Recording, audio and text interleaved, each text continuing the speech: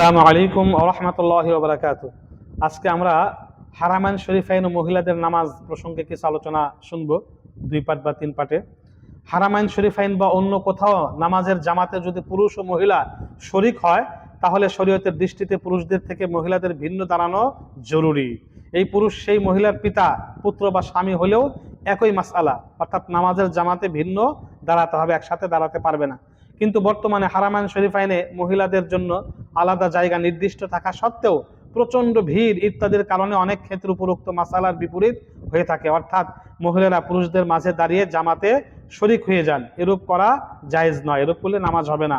এ কথা স্মরণ রাখতে হবে যে মহিলাদের জন্য দেশে, বাড়িতে, ঘরে নামাজ পড়া যেমন উত্তম, তেমনি মক্কা মদিনাতেও তাদের জন্য জামাতে নামাজ না পড়ে ঘরে বিনা জামাতে নামাজ পড়া উত্তম।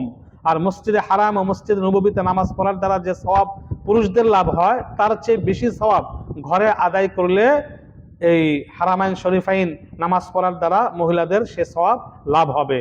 অতএব সেখানে অবস্থানকালে মহিলাদের নিজ নিজ তাওয়াফের জন্য মসজিদে হারামে কিংবা সালাত ও সালামের উদ্দেশ্যে মসজিদে নববীতে যাবেন, তখন নামাজের ওয়াক্ত হয়ে গেলে তাদের নির্ধারিত স্থানে জামাতে নামাজ পড়ে নেবেন।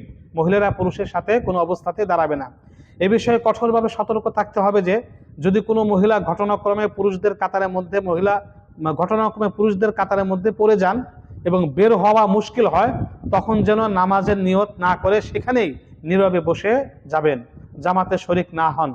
কেননা কোনো মহিলা পুরুষদের বরাবরে জামাতে শরিক হলে তার ডানে বামে এবং একজন পুরুষের এবং পিছনে একজন পুরুষের নামাজ নষ্ট হয়ে যায়। জামাত শেষ হওয়ার পর একা মুনাসিব কোনো জায়গায় নিজে নামাজ পড়ে নেবেন, তবু মহিলাদের সাথে নামাজ পড়া যাবে না। অনেকে আছে মহিলাদের সাথে নামাজে দাঁড়িয়ে যে নামাজ হবে না। আমিন।